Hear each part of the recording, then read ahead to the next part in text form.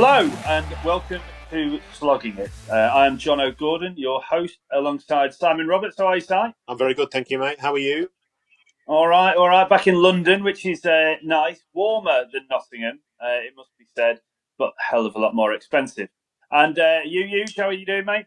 I am stupendous, thank you, John. Thanks for asking. Good, very good, very good. So today, following on from Toby Tarrant, we have decided to up the ante in terms of guests. And we have joining us today, I see him laughing at me on the screen already. We have the football-loving social media icon that is Mr. Max Rushden. How are you, bud? Hello. Yeah, the voice of Gaviscon is how I like to be known. Yes. Although there are rumours that I've lost that gig. I get tweets saying I've seen a Gaviscon advert and you're not voicing it. So I'm currently in a real trough professionally, career-wise, but it's unconfirmed. I still may be the voice of Gaviscon, and if I'm not, it's a huge letdown for me and my family. So would that make you the little white fireman then? Because I must Yeah. admit, I did see a Gaviscon advert the other day and thought, I don't think that's Max. So the cartoon firemen are, they are a big part of the advert. Obviously, the twins. It was John and James. It then became Tim and Tom because John and James priced themselves out of the indigestion market. And but the one consistent thing has been me voicing heartburn and indigestion, which many people say is sort of apt. for some reason, I don't know why, but yeah, who knows? I mean, it's up in the air at this stage. I'll let you know by the time this pod goes out. Either way, Have Rennie come in for a big money transfer? Maybe offering. I don't know. well, listen, I'm a one club man. I grew up a Gaviscon fan. I wanted to be Gaviscon for life, but obviously things move on in the game, and if Pepsi-Bismol or Rennie have something to say, I'm open to offers. Brilliant. Well, not the start to the pod I was expecting, but brilliant all the same. So, I mean, thanks for coming on, Max. Obviously, you kind of know a little bit about what it's about. Obviously, we'll talk about cricket, your involvement in cricket, a bit of mental health stuff, which I know you're passionate about. But getting straight into the cricket side, Right. what drew you to the game as a junior? You got any family members that played? Like, what are your first memories?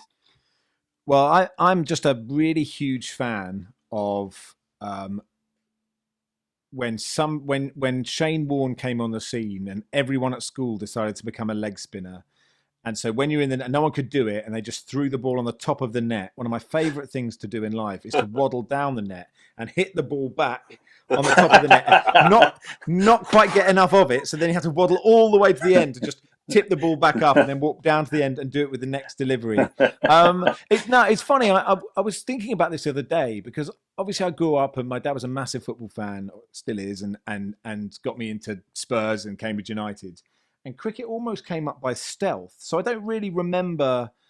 Obviously, just cricket was just on telly when it was on. It was free to air, and you just had test matches sort of happening. And Test Match Special was on the radio, and they were talking about cakes and all, Aggers and Johners and that kind of thing. But I never really remember sort of loving it as a kid. But I always played it, and I was sort of that era where you had those gloves with the green, like the green little pimples, like offered actually less protection than if you weren't wearing gloves. They spread the pain evenly around your hand. And I just sort of remember having to play it at school, but sort of quite enjoying it. And so it was sort of, I feel like my real love for it came later sort of at university, and then afterwards sort of playing village cricket and then going to the Ashes in Australia in 06 and then sort of going in 2010 and going to cricket, here, and it's sort of 2009. I think I went to the Oval for one Ashes game. So I sort of as a child, I remember my dad just telling me how good David Gower was, in the same way he does with Jimmy Greaves as a footballer, and just saying he was so good he'd nick balls that other people would miss. Yeah. But it was a different kind of thing. It was a stealthier sport than football in sort of how important it was to me as a kid, I think. So when we'll come on to, I know there's a great story about the day that you were at the MCG, that famous day when England bowled Australia out for 90 in the morning. and most English fans you'd think could stick around for that, but you've got a slightly different experience of the day.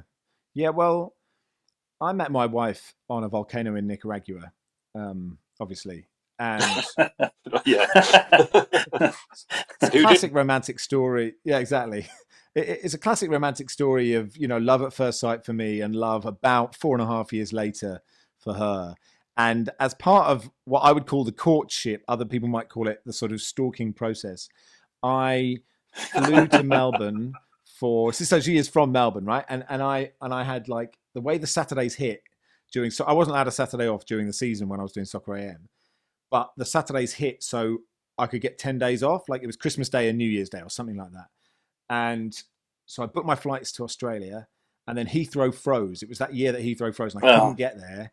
And I was like, and I remember I got it was a really weird day where I think Graham McDowell had been on Soccer AM that day, and Rory McIlroy was meant to be on but couldn't get here because of the snow. And I said to Graham McDowell afterwards, I said, look, I think my flight's going to be cancelled, so I'll have nothing to do if you want to go out later. And he was like, all right. And I didn't know him at all, right? And I don't really sort of go out with famous people ever. And I got to Heathrow, I got the tube, and it broke down. I got a mate of mine to pick me up at Acton Town and drive me to Heathrow. The traffic was a nightmare. I got out, all the flights suddenly were cancelled. I got a lift back to Wembley with this family who were trying to fly the body of their uncle back to Lahore, right? And so fortunately they didn't bring the body back to Wembley. I was going to say, right? They just left that in storage at Heathrow. So then I got to Wembley, then I just got the tube back into town, and I went out and got hammered with Graham McDowell. And then the next day I found a new flight which could get me to Melbourne on Christmas Day. So I landed Christmas Day. I went to see my now wife, who was working in a cafe that morning. She looked a bit bemused. She knew I was coming. Like, it wasn't like that odd. Right. I said, I've got tickets for the MCG. She looked like she did not give a shit. We went to the MCG on Boxing Day 2010. She hates cricket. I just wanted to impress her. We did the Herald Sun crossword, left before lunch, and just sort of went out that evening. She got spooked that someone like 10 years older than her had flown across the world for 4 days. She fucked off. I was out with a mate going, that's a bit weird. Like, I thought she was sort of keen. She's disappeared. Spent 2 days with my friends in Melbourne having a nice time and flew back and thought, well, I'll never see her again. But if, you know, the story carries on that, like, I kept turning up in whatever part of the world she was in until it was easier for her to go out with me. And then she moved here 7 years ago. So, like, it all worked out. But yeah, I did miss quite a good bowling performance from Stuart Broad and Jimmy Anderson that day. I'd like to apologise to them. Personally, yeah, we'll see if we can sort that out. Going back to kind of school and stuff, you mentioned briefly university and playing a bit of university. You almost were awarded an Oxford Blue, I believe. Oh, no. Well, no. That is the prep talk we had. I might have overstated that. Absolutely nowhere near to getting a blue. But I did play. I played college cricket, and I'm a sort of decent batsman until the bowling gets fast, right? And then I just it's scary, right? And it's all right if it's like a bowling machine because you know, and you've set it to half volleys outside off stump. But if the bowler has a choice of where to put it, he might like bowl it short, and I'm not interested in that sort of game for me. Too pretty. Protect the moneymaker, right? Not really. No, just too scared of a hard ball. So I played a lot of college cricket. I think I was 12th man for the second team, the university second team, but like nowhere near good enough. But I played college first team and second team, right? And the first team was pretty good level of cricket. The second team was like the football team, just having a laugh. And we used to do this thing where at the time, Neighbours had a cricket team, right? On Neighbours. And obviously we were students, so we just watched Neighbours all the time. So we each played a character, and I was Joe Scully. And I would keep wicket. I would keep wicket with a fake beard on backwards, right? To make the mullet. I don't think we did the accents, but we were a bit annoying. And what we did was when we opened the innings, Dan Joseph, who is now like an app billionaire, he'd open the bowling because he was the only one who could bowl it straight, right? and I would take an orange out of my pocket, and we'd throw it around the field, and he'd bowl an orange, right? And the key was to bowl it straight. Okay, so he'd bowl the orange, and if he bowled it straight, their opening bat, who was normally second team opener, was like not very good at cricket, but had really good kit, right? So he would like play a forward defensive, and the orange would smash, and he'd get really annoyed because we'd covered his bat in orange juice, and then we'd apologise, and we'd have a cloth, and we'd say sorry about that. Okay, let's get on with the game. I would then take a Red Delicious out of my pocket, right? And we would throw it round the field, and each of us would shine it. But obviously, if you're not really concentrating, it looks like a cricket ball. So then Dan would have to bowl the second ball straight, and this was key. And he'd bowl it straight, forward defensive. This apple would like split, like would just go everywhere. And we were like, honestly, we thought we were the funniest people in the world. And like looking back now, I feel like a massive twat. I apologise to all those openers. But there was once where he bowled it just outside the off stump. Their opener left it. I took it. Back round the field again. Honestly, we could not control ourselves. The excitement going. There's no way. There's literally like honestly, it really. And there was a lot of swing on that apple, and it was like, oh God, please let this happen. And then he bowled it straight, and I would probably say that is the greatest single moment of my life. Brilliant. But thinking back now, I feel it was silly, and I'm a more mature person 20 years later. But yeah, it was a lot of fun. Brilliant. I was going to say I got my first ever century playing for Keble College second team, and normally we retired at 50, but I think we'd lost a couple of early wickets. They were like, "Oh, you better stay in," and so I got 101, retired on 101. We're sitting there at tea. I've never got 100 before, right? And it's hard to get 100, even at a really terrible level of cricket, because you just got to be there for quite a long time. And we're sitting there at tea, and their scorer comes up and goes, "You got 91." Oh my word!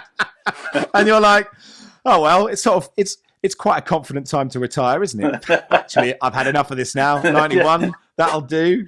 Amazing. So that was a blow. I have one official career century to my name for Ashwell Cricket Club. It must be the early 2000s. It's in the Cambridgeshire League. And we played Steeple Morden. I think one of their bowlers was over 15, and I was caught for 101 at long on, and I think they had eight fielders in the mid on long on arc by the time I got to 101. But yeah, it was honestly like. Really great thing, it's a great box to have ticked in my life, but I was never, predetermined shot selection. I can only play it on the leg side. I want to sweep the third ball, whatever it is. Yeah, I'm not there for a long time. That's for sure. So, what was Andrew Strauss's reaction to your technique? Yeah, I shared a stand of 7 with Andrew Strauss for the Lord's Taverners. I stole one of his jumpers that I still have. Slightly disappointing sort of polyester feel to it, actually. Yeah, I wasn't in there for long. It was really upsetting because I hadn't played for so long, and if you're out of nick, you just can't do it. Like you just forget how to do anything. And I think I hit 1-4, to mid on, obviously, and thought, I'm feeling this, and then I just bowled by. It might have been the guy off location. Is that not Johnny Owen? It might have been. I'm not sure. I think it was someone who does a property program bowled me, and I was very upset because I just thought I really could do with getting a 100 stand with Andrew Strauss. It would just be a nice thing to achieve. But to be honest, I scored quicker than him. I got 5 of the 7. Amazing. He did get like 120 not out. But I feel the stand of 7, it wasn't enough time to really get to know someone, I would say, in the middle. But I mean, you've taken a moral victory there, though, right? In some ways, yes, but in most ways, no. No, right. Yeah. I hope you weren't bowled by Johnny Owen, because I've played a couple of games of cricket with him, and he's possibly the worst cricketer I've ever seen. However, it's possible. I'm not a great player. That is he is a future guest to talk about his very few wickets, and that conversation may reappear. So we shall wait and see. Obviously, football is what people know you for. Soccer AM Did that for, 8 years, was it? 7. 7 years. Looked like a huge amount of fun, and obviously great relationship they had with Helen, I'm sure, to this day. 1 to 11 Premier League podcast with Paul Merson. What's the kind of favourite ever project you've done, and who are some of the real amazing people that you've had the opportunity to work with?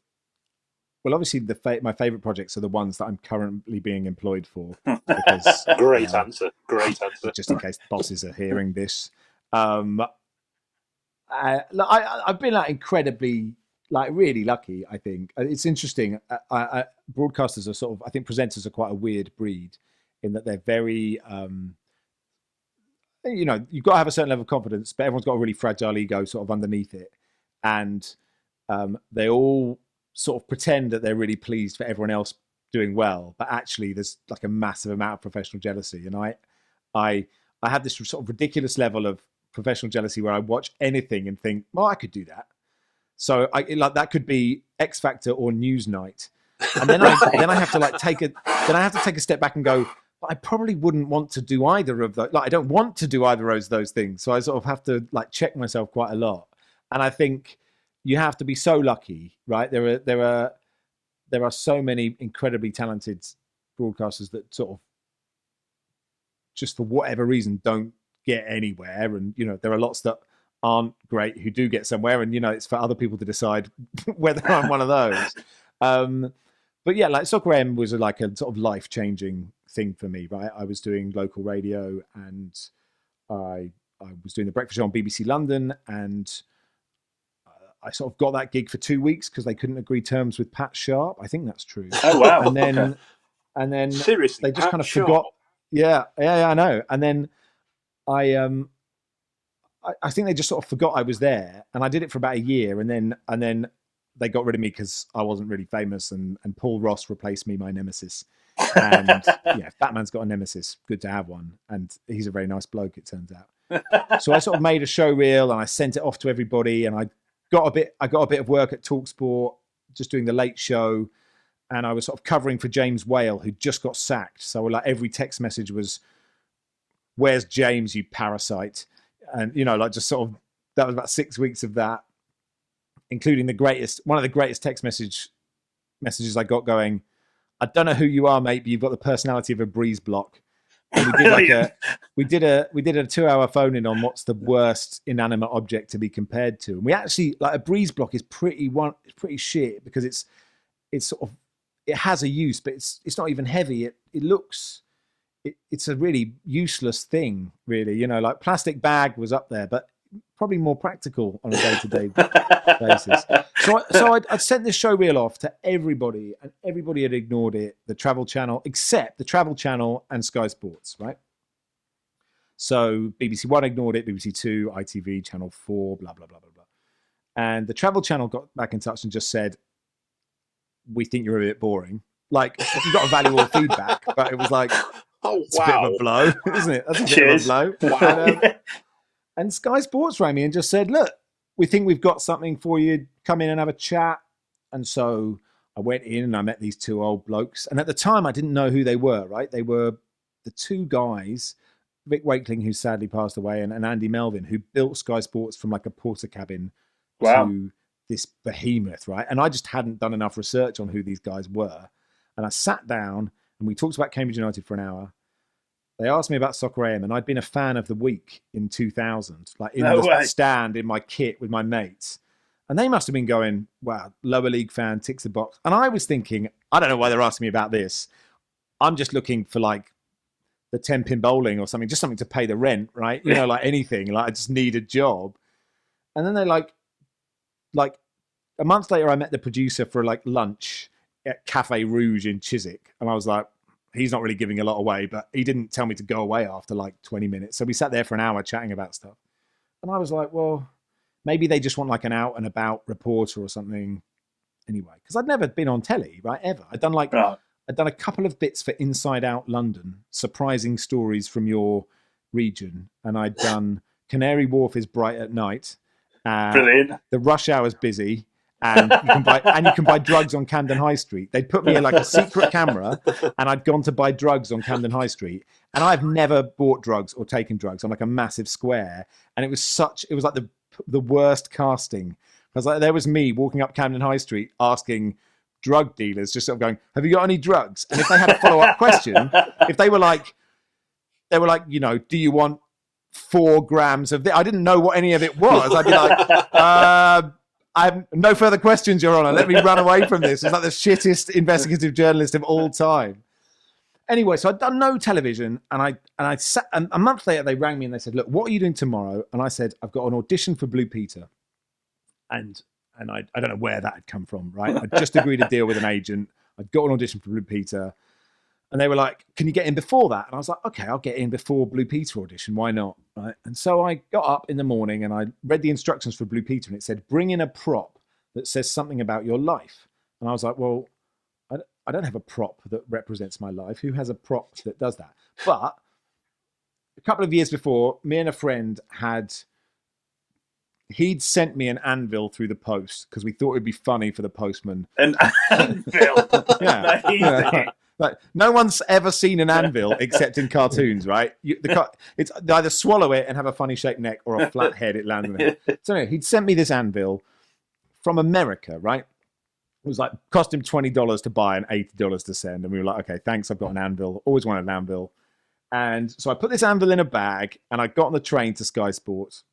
And I walked into this guy's office, and I sat down and he went, "Look, I want to talk about Soccer AM." And I said, "Okay." Yeah. I said, "Yes." And he went, "Would you like to do it?" And I'm there going, there's been no audition, right? There's been no pilot. There's been no screen test. I'm like, "Yes, please." And then he said, "What other work are you going to do this year?" And I said, "Oh, well, I won't do anything. I'll do this. I'll just focus on this. So you give me, you know, so I get a contract the year after." He went, "I'll give you a 2-year deal."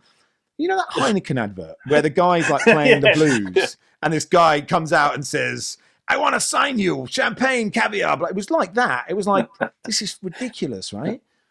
And then he talked to me for like half an hour about, I think Hull City had just won the playoff final. Dean Windass had scored that amazing volley.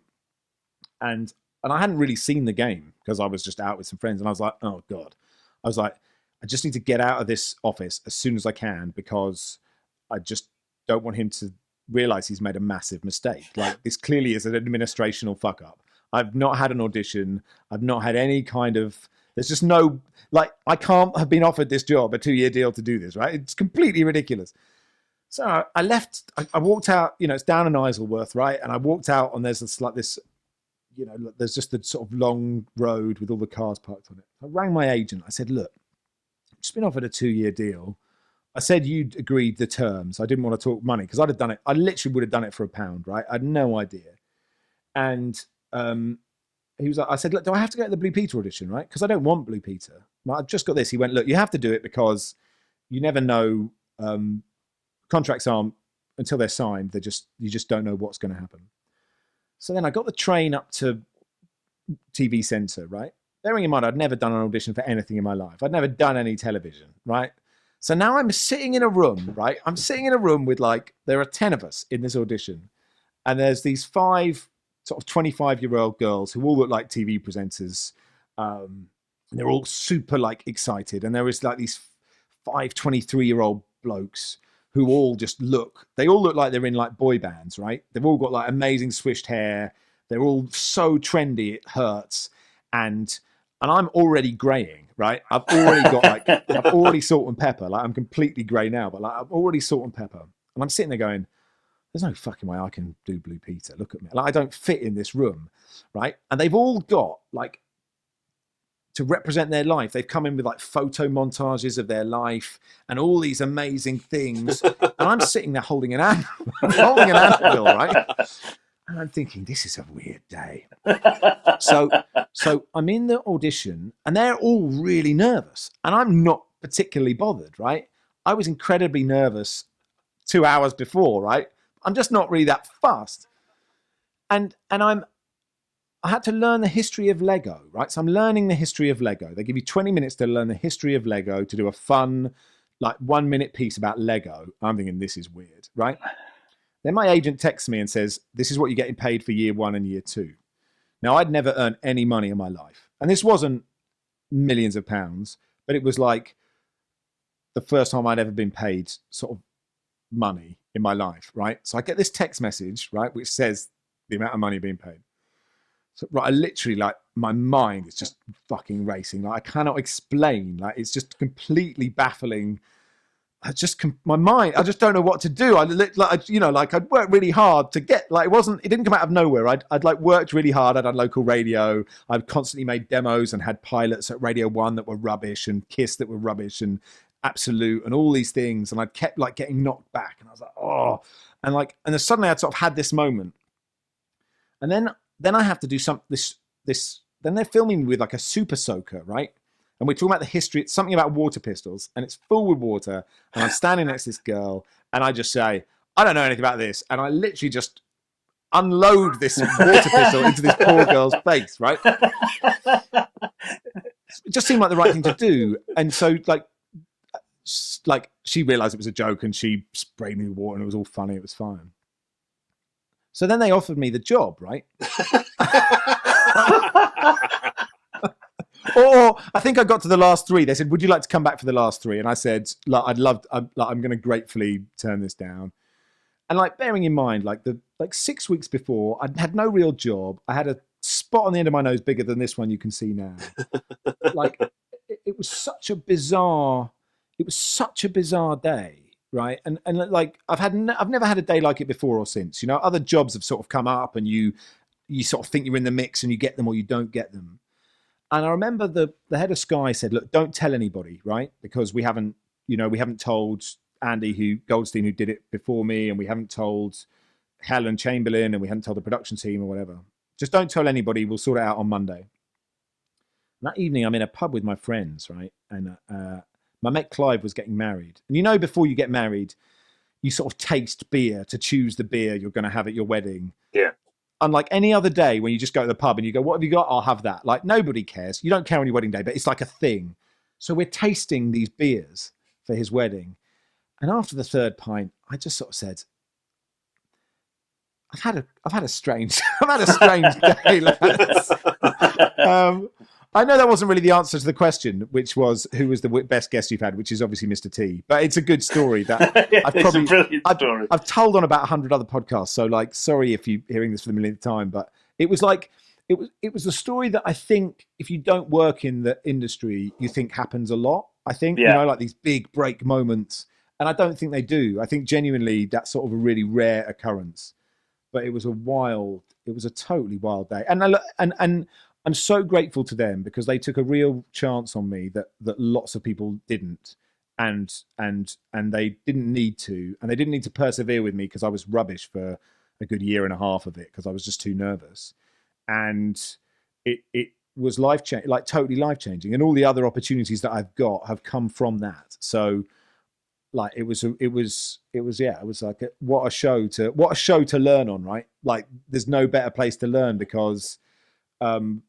You know, it was really unforgiving. If you mucked up, like, the boys were behind the camera jeering at you. You had you just had to get on with it. And Helen's a brilliant broadcaster, but she was just like, right, get on with it. She wasn't like over. She was just like, you'll be fine, crack on. And that was actually the best thing for me, I think. Happy days. So before we go on to the kind of more serious stuff, having a look through your website the other day. And there was the thing that interested me most was the merchandise section. So I had a look and thought, Max is a mate. I do what I can to support him or whatever. I'll see what I can get my hands on. But as it turns out, it must have been incredibly popular because there is nothing left. Do you know what? Like, my mate, like, one of my best mates made that website when I thought I needed one, I don't know, 15 years ago or whatever. And I just think we were drunk one night and just thought, wouldn't it be funny if we pretended that I sold merchandise? Like, who on earth would buy Max Rushden merchandise? Like, nobody would buy it. So we just put up this page with, like, drum kits, none available, USB sticks, none available, egg cups. You know, it was just it was an evening where we just had fun mucking about, and I probably more fool me because, like, I suspect like other people do have merchandise and probably make money out of it, but I just couldn't bring myself to do that. You know, like people sometimes describe you as a brand. Seems Yeah. very strange. I can't bring myself to sort of take that step, you know, and Although you are on Pringles and Dolmio, like packaging. yeah, yeah. Well, occasionally I think we mentioned Dolmio on the radio, and then one of their PR people hears it, and then the next thing you do, you get sent. It's not here. This is not set up. I had this here for a joke. You know, you get sent the jar of Dolmio with your face on it. I mean, it's ludicrous, but yeah, I try and stay away from thinking that I am a brand. Yeah, brilliant. So I did pre-warn you about this, but obviously you've not seen these questions. Thankfully, you've agreed to do it in support of the Lord's Taverners. The 5 questions, Yeah, so each worth £2 each. If you get them wrong, you will get them all wrong. I'm pretty sure. I've designed them.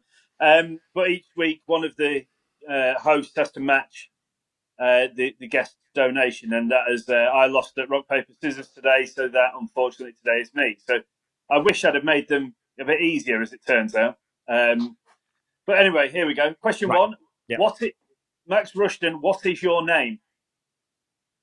No, that's obviously not. That's just so I can save some money. Right, it's all about Cambridgeshire cricket because that's where you grew up. Big. Yeah, minor county or National League cricket or whatever they're calling it these days. Right. So here we go. When did Cambridgeshire last win the Minor Counties Championship? My word. 1984. Close, 1963. That's £2 in. Strong Great year, year. apparently. A great year, wasn't it? Yeah. What is the name of Cambridgeshire's 3-day captain? Tom.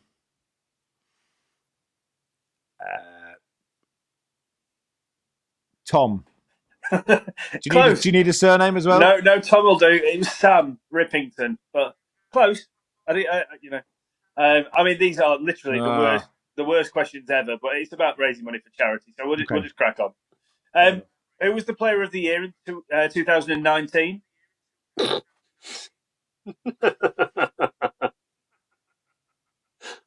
It was Harry. It was his mate, Waqas Hussain, but close again. You're doing much better than I thought you would. Okay, fine. This one's quite an easy one, I think. Where did Cambridgeshire play the majority of their home games? Which club side? Oh, they're not. You share the uni ground. They're not play at Fenners. Okay, not Fenners. It's a club ground. I do know. I think I should know this, but I don't know. Cantabs. Oh no, Saffron Waldron. Saffron Walden. Why they go Walden boys? You don't want to mess with them on a night out. They're tough breed, are they? Yeah. That's four from 4. And finally, where did Cambridgeshire finish in the Eastern Division in 2019? Out of 10, 7th, 3rd. Oh, well done. So strong performance. Well, yeah. So there we go. £10 in, Mr. Rushden, matched by my £10. Okay. So that is £20 racing its way off to the Lord's charity, Lord's Taverners, who are our charity partner. And just before we carry on, here is a quick note from the Lord's Taverners. The Lord's Taverners is the UK's leading youth cricket and disability sports charity. We break down barriers and empower disadvantaged and disabled young people to fulfil their potential and build life skills. Our cricket programmes support some of the most marginalised and at-risk young people in the UK, using sport and recreation to build links and encouraging groups to play sport together. We tackle issues such as knife crime, unemployment, radicalisation and also isolation, something we are all feeling right now. Last year, our programmes impacted the lives of more than 12,000 young people, and with your support will help even more in the future. Find out more and make a donation at lordstaverners.org and help us to continue our life-changing work. Thank you. So Max, on the subject of, obviously, you know about why we started to run this podcast, to shine some lights on some pretty tough issues, mental health and bits and pieces like that. Which I know is something that you're passionate about and want to kind of shine the light on. Something that we discussed yesterday in prep for this was, you in your position as, celebrity broadcaster, however people want to see it. Like you, probably more so than some others, I guess, that have been a victim of some kind of online abuse. Do you want to talk a bit about that? Yeah, sure. I mean, it's interesting, and I think it's a really important subject. And I think what's good is that people are much more comfortable talking about it. And um, I think people are starting to understand that, how seriously they should take it. And also that I think even, I don't know, even 10, 15 years ago, I kind of thought that you were either absolutely fine or you were having a mental breakdown, and there was there was nothing in the middle. It was there were no grey areas. It was a sort of totally black and white situation. That's clearly nonsense. It's interesting from my point of view as somebody who has never really struggled with their mental health at all.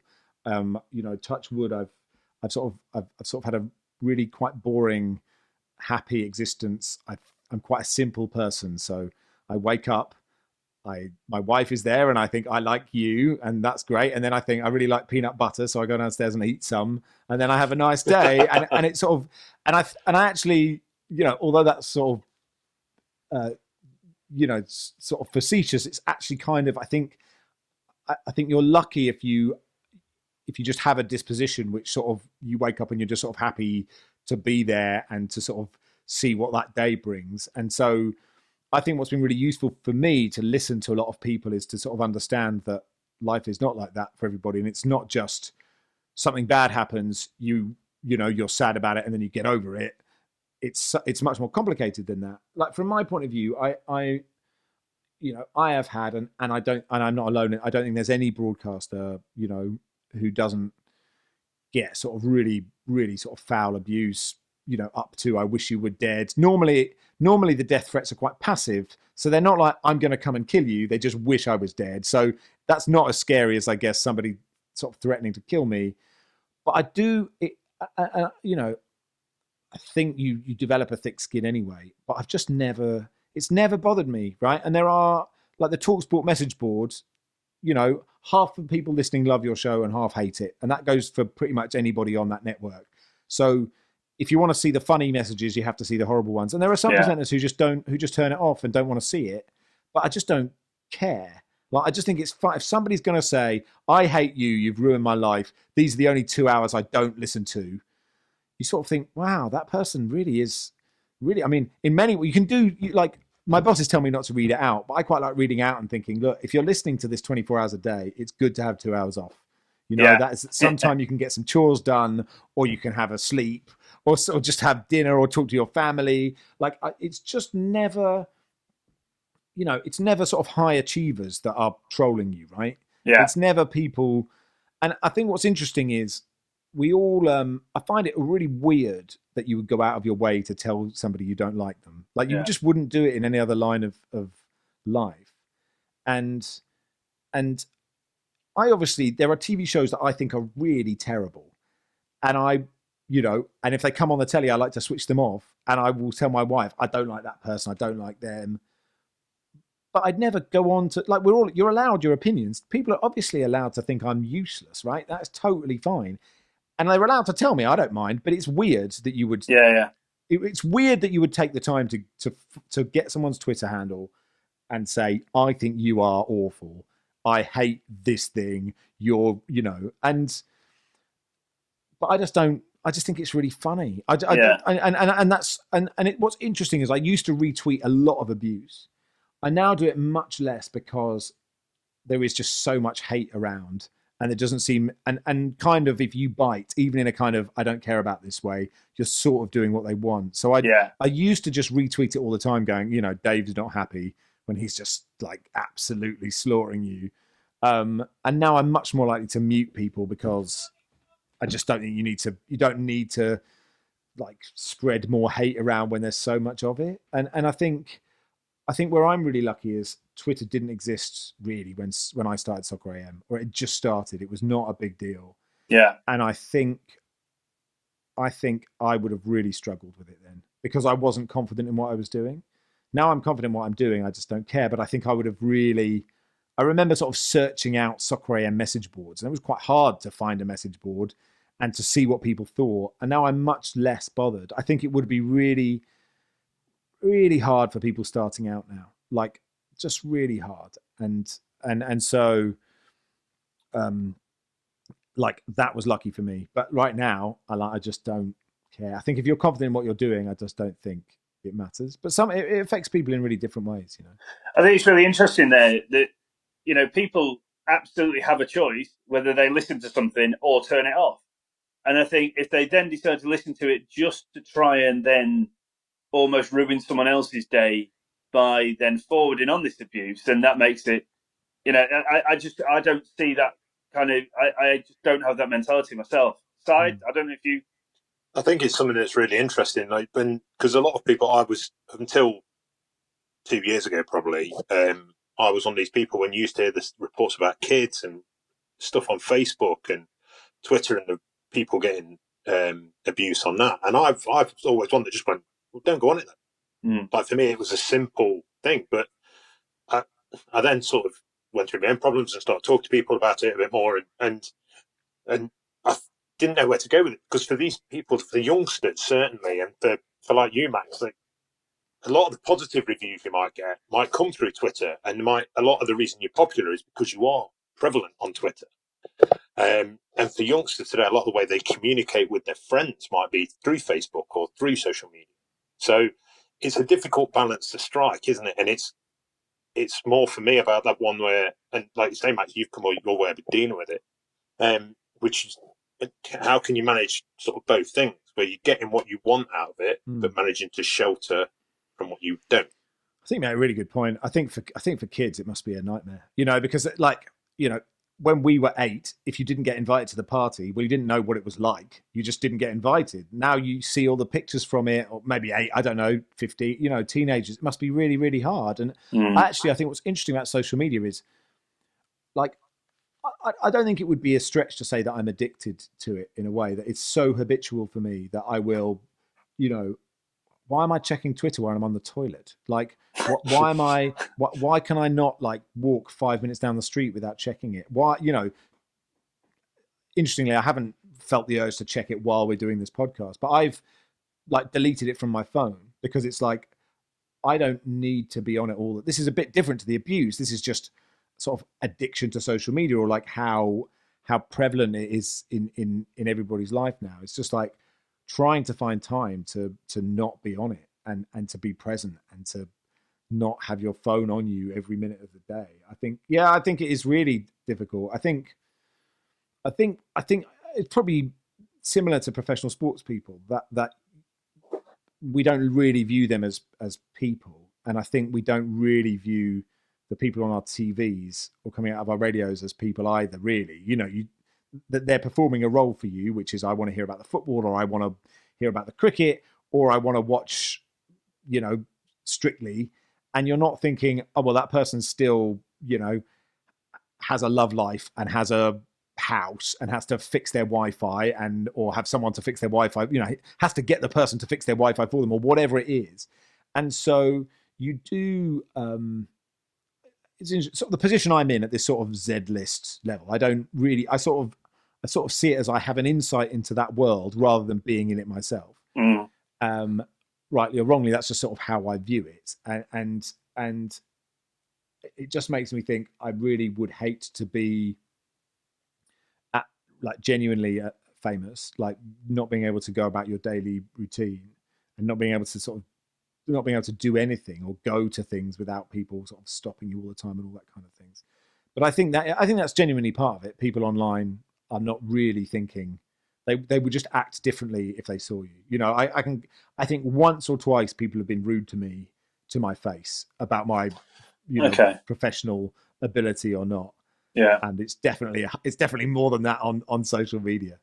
This whole Be Kind movement I found really interesting this year, because I think a lot of that is aimed at that social media thing. Obviously, the dreadful thing where Caroline Flack felt that you know, it necessary to take her own life because of the impending court case and whatever. I think that, you know, people refer to them as keyboard warriors. You know, I think they probably don't understand or realise the upset. I mean, you obviously deal with it quite well, and it's got almost water off a duck's back. But there are a lot of people who obviously do take it to heart, because I think they may see social media as a way of almost it's almost like a justifying themselves through positive reinforcement, if you like. But then when it does turn on people, then it can become a bit of a monster. And there's been a lot of instances, haven't there, where we've seen people in the spotlight get so much abuse that it sends them into some pretty dark places. Yeah, and also I think people who it's not gradual for, like people who sort of instantly find fame on some show or some something where they haven't sort of worked their way up. It's just like bang, you're in The Only Way Is Essex or something. I don't know what, or X Factor. Those reality shows are a great example of it. The talent shows. 10 weeks ago, no one knew who you were. You've done 10 live shows. You've suddenly got 1 million followers. Everything's going great, and then suddenly, half people don't like you. You're suddenly dealing with this, and then how lucky are you, depending on the people you've got around you, to sort of explain that it's not really real, right? A lot of TV isn't real. A lot of TV is kind of, the way it's edited or whatever. And we can all get sucked into that. They want to make heroes and villains. If you're made into a villain, is that really who you are? But people sort of believe it. And then also, if you think about Love Island or X Factor or those kind of things, you are front and center, and you've gone from 0 to 100 miles an hour. And then a year later, there's a whole new set of people, and you're just like, you're that you were last year's. And like, you might, some of them had really successful careers, but some of them are just disappearing. And then you're like, how do you cope with that 0 to 100 to 0? Whereas for me, it's sort of like 0 to 5 to 7 to 9, back down to 7 again, just sort of pootling along. It's a much more sort of gradual sort of process of no one really knowing who you are, and so it's been much easier, I think, for me to deal with it. And also it happened quite late, right? I'd done loads of local radio and I was sort of 28, 29. So I sort of had my mates, and I, occasionally would get invited to sort of like those big charity dinners and things, and think, wow, I'm sort of part of that, doing a red carpet. And then I'd be like, what am I doing? Like, I don't want to be anywhere. I'd much rather go to the Toucan and have a Guinness with my schoolmates, and that's not trying to sound normal for trying to sound normal's sake. It's just, I'll have a better time doing that, So that's actually leads us on to something that's really nice. It kind of slightly going more towards the lighter side. I was watching something with you on yesterday, an Instagram live video that you did, and you were talking about being kind of mid to late 30s as you are now. Early 40s, yeah. And the thought of going into a nightclub and what that does to your personal headspace. Terrible. I mean, talk us through it. Well, I mean, I never liked them anyway, right? I mean, they're just so noisy. But when you're 20, you sort of have to pretend.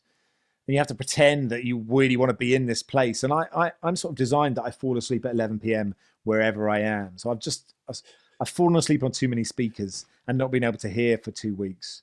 And now just whenever I see a queue, like I live in sort of Shoreditch, which is like super hipster London, and I'm not cool enough for it. And sometimes, like, me and my wife will go out for dinner, cocktails and dinner, and be walking home at like 8 p.m. Like, that's how early it is. And people are starting to queue for things, and you're like, what are you queuing? You're like, what you think it's never going to be in there. You're never going to find it. What you think is in there is never going to be in there. You're desperately trying to convince the person with the clipboard and the earpiece that you're important, or you're on some guest list that you're not on. And it's like this I'm so desperate to get in and get like a sticky plastic glass of beer for £15, and then just hear this noise, which is just like, they never play any music. And I felt this when I was 20, and like, obviously wanted to be cool. And now I just am so pleased I'm not inside there. And, it's quiet, and I don't know what this is. I don't know how this is about cricket, but I suspect most cricket fans would agree with this sentiment. Yeah. Maybe there's a Venn diagram of people who love the Hacienda and go and watch Lancashire, playing the NatWest Trophy, if that's still a thing. God bless the Hacienda. There's a classic link to cricketing nights out and the old team night out that you have, isn't there? When you've got the slightly more senior statesmen that go in. Can we not just go to the local booze and have 14 pints of real ale? Yeah, so like when we have I still play amateur football, and I've just signed for the Vets, but I've been playing with like 20-year-olds for a long time. And, you know, on a night out, I'd be in the pub. And then when they go off to the nightclub, I would swerve it and go to Waterloo, because it's down in South London. And I'd get my sort of one McDonald's for the year and get in a taxi and get home with my McDonald's, put it on a plate and eat it properly. And they're all like queuing to get into some club I'm no interest in getting in. I'm just like, this is heaven now. I'm going to regret this in about 5 minutes' time. But right now, this slightly tepid Big Mac is the greatest thing in the whole world. Amazing. You're not old enough to eat it with a knife and fork. Well, I think about it. I'm not denying. I'm not denying that I've never done that. Football Weekly is your current thing, your current project. For those that don't know, who haven't maybe experienced your amazing work to this point, if they did want to tune in, where could they find it? What would they expect to kind of hear and get out of it? I like how you say, you don't have to sort of like, I've done the podcast now. You don't have to like butter me up with like big words about amazing. Like, it's too late now. I can't delete it. Look, it's Football Weekly is like one of the first ever football podcasts, right? And it was started by James Richardson from Football Italia, and he built it with the panel. And then he left 3 years ago, I think, and basically left Barry Glendenning on his own. And I did a radio show with Barry and I've done that for 8-9 years now. And so I think when Jimbo left, he left like a week before the season. And I was on holiday in Italy with my wife. And Barry rang me and went, Jimbo's left. If you don't get this job, you really are shit. And it was like they had no one else to turn to. And they were like, can you do a few? And I went, look, it's all, you give me it to you or you don't. And so they gave it to me. And I've been really lucky because I took over at a time when podcasts were pretty big, but they've sort of blown up exponentially in the last sort of 3 years. So I've been sort of lucky to ride that wave. And fortunately, people are still listening to it. And we do 3 a week.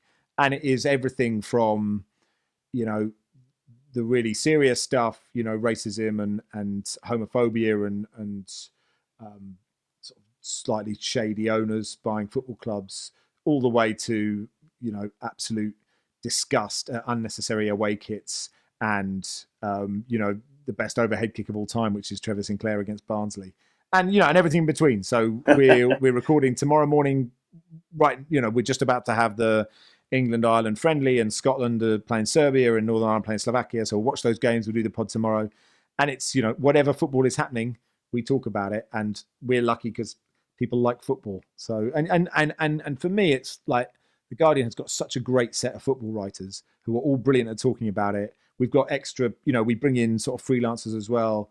So the panel is always so good. So really, I just have to sit there and go, what do you think? About 5 times. Love That's it. the pod. Yeah. It's like the perfect work for a host, that, isn't it? Exactly right. Yeah. You don't have to do anything, but you get all the glory. The best proposal in history, I'm convinced. I heard this I think it was shared on Twitter a few months ago before we met each other.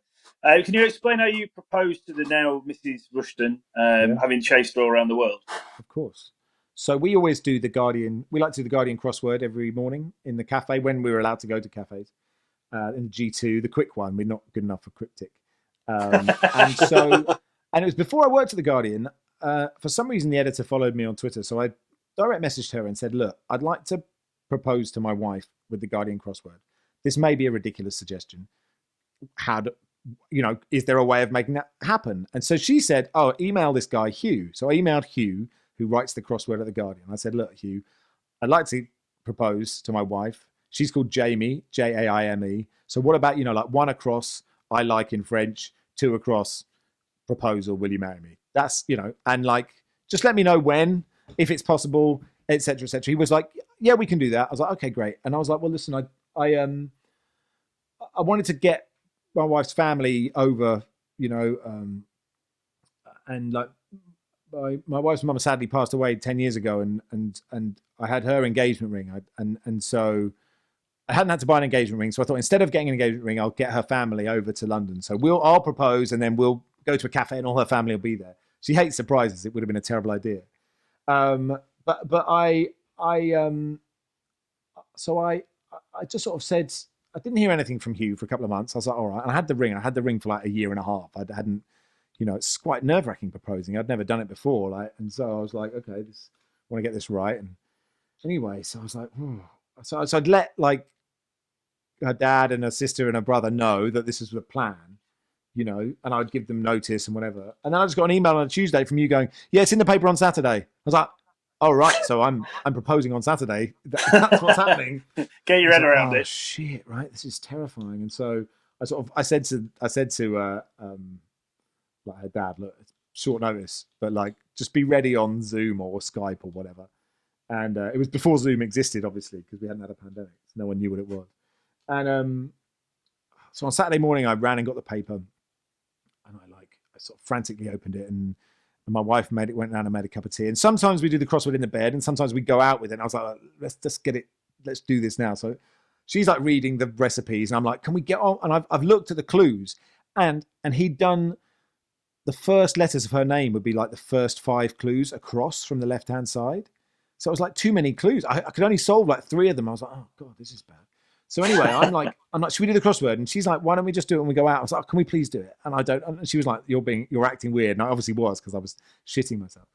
Anyway, so then we do the J and the A, and then she's going around the crossword looking at other clues. I'm like, I just want to focus on these ones. And so like 14 down was like a penis, like phallic, just down there. And then like 24 across is like a means of execution, it's like electrocution. And the crossword's not normally like that. So I'm like, is Hugh having a joke with me?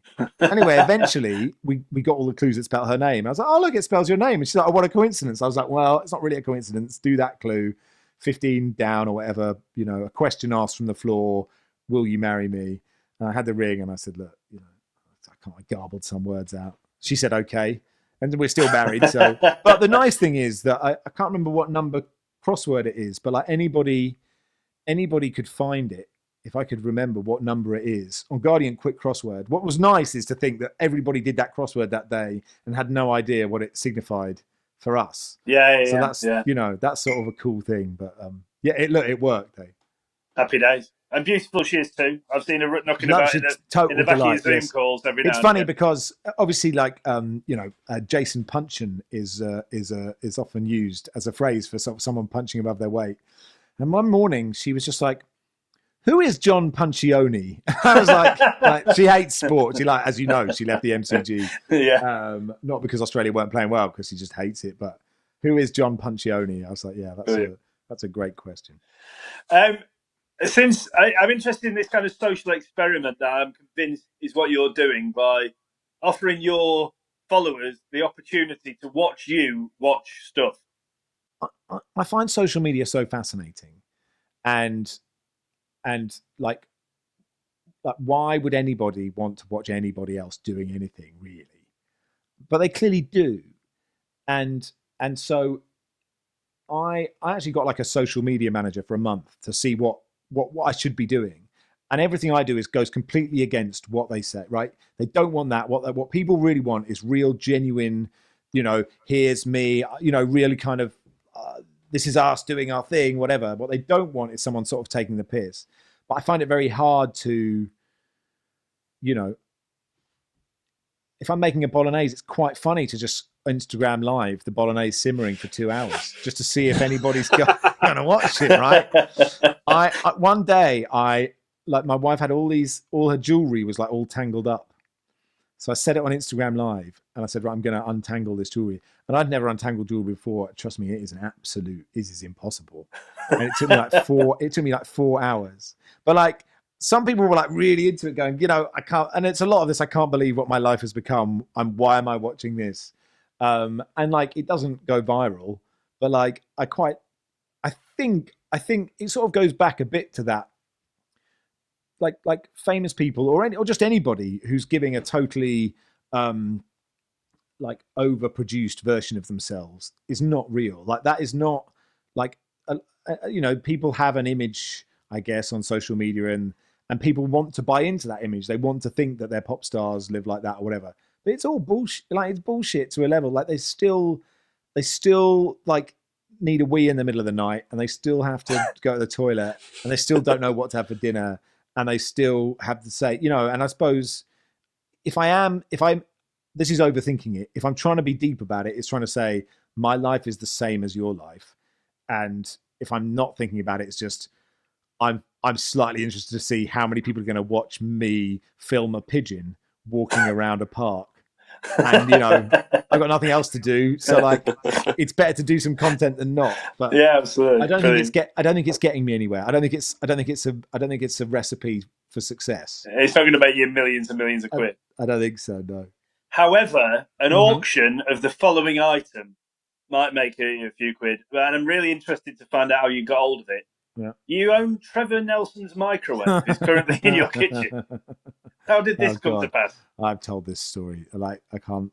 Trevor will be selling it. He used to be my neighbour, right?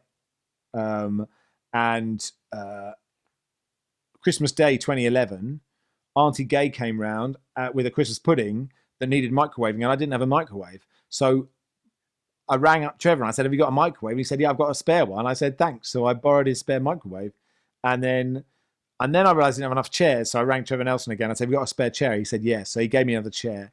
I gave the chair back, and I never gave the microwave back. So I still own Trevor Nelson's microwave. There you go.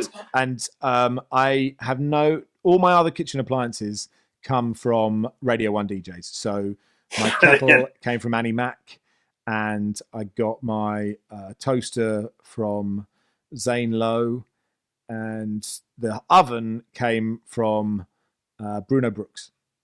Right. Well, there you go. Unbelievable. Yeah. So I learned a lot there. So, right. Well, now we come on to the final section of the podcast that we have called Bodyline. So, right.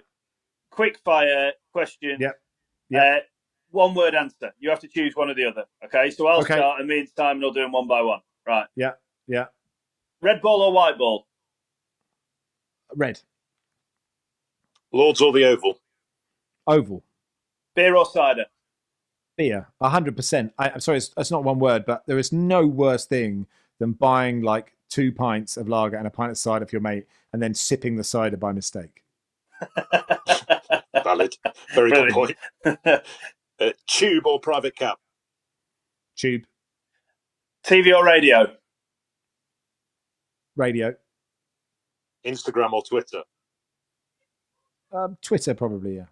And finally, and we will tag them in this, Helen Chamberlain or Tubes?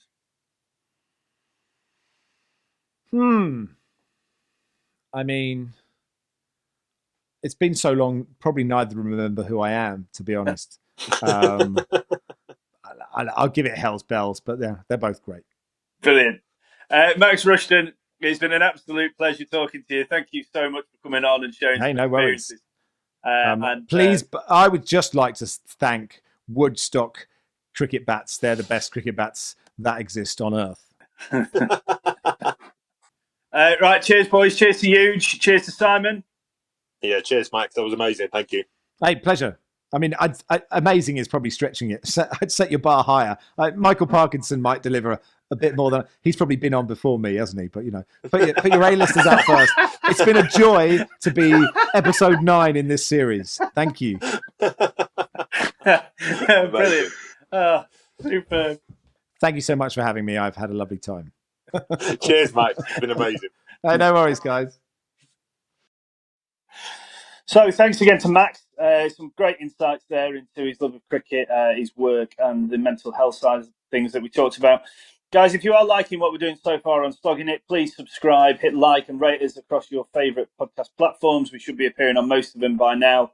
Some amazing guests coming up in the next few weeks. But next week, we will be talking to our very own Simon Roberts about his battles since finishing his professional cricket career, which will add a huge amount of insight and covering some depth, what people go through. So very much looking forward to that and Simon telling his story. Have a great week, and we look forward to seeing you again this time next week.